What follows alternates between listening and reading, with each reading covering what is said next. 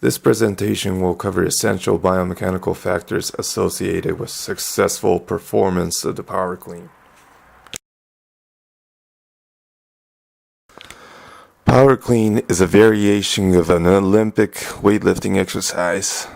The sport of Olympic weightlifting consists of two lifts, the snatch and the clean and jerk. In the snatch, the bar is lifted off the platform to an overhead squat position in one continuous movement. In the clean and jerk, the bar is lifted off the platform and initially caught in the front squat position. The bar is then pressed overhead using the leg drive. The clean is considered one of the most powerful movements in all of sports and requires a high levels and combination of strength, speed, and coordination. Given these qualities, Olympic weightlifting exercises have been incorporated into resistance training programs for various sports to improve power output.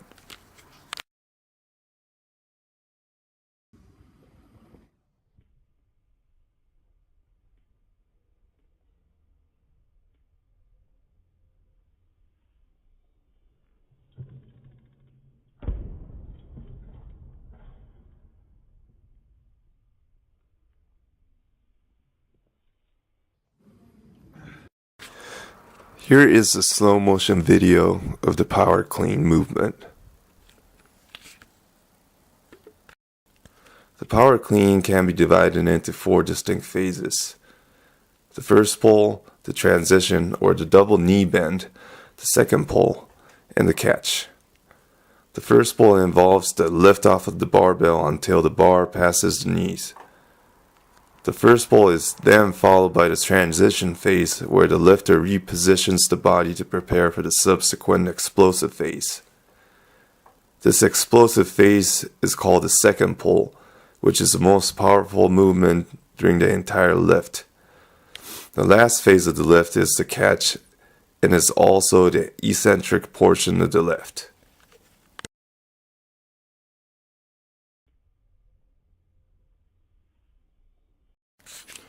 The following slides will focus on each of the four phases described above and provide slow motion video as well as its movement analysis.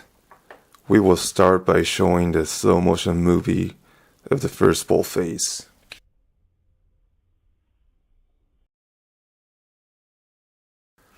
This slide will cover some key biomechanical factors necessary in successfully performing the first pull. First, it is important to maintain steady and controlled hip and trunk motion. In other words, it is critical to rise from the shoulder while maintaining the initial trunk angle.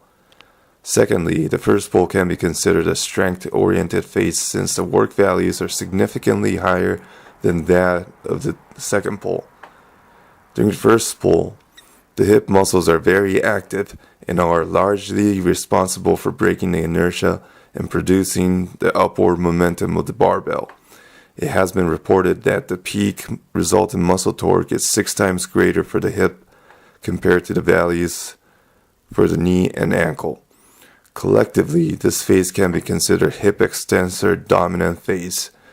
With regards to the barbell trajectory, it generally moves toward the lifter.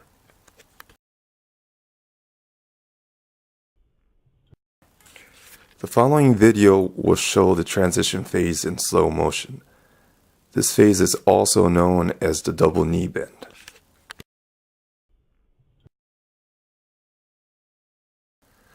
The primary objective of the transition phase is to reposition the body or the trunk to optimize and maximize the power production during the subsequent second pull.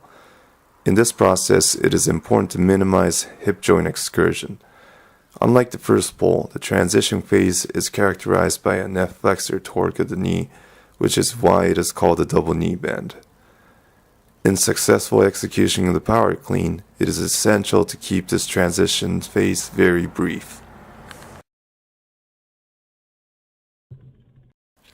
The following video will provide a visual of the second pull.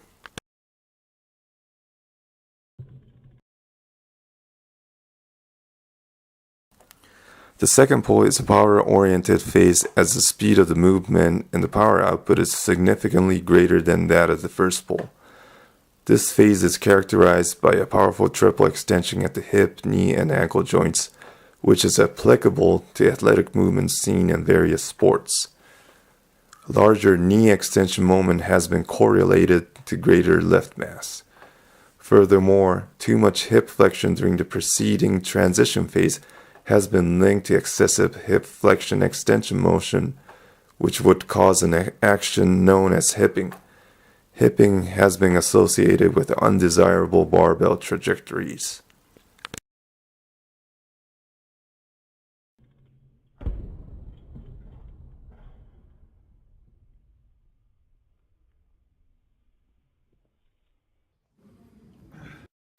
The next and the final phase is the catch. Here's a slow motion movie of the catch. Following the powerful triple extension, the barbell must be kept close to the body to maintain a tight barbell lifter system.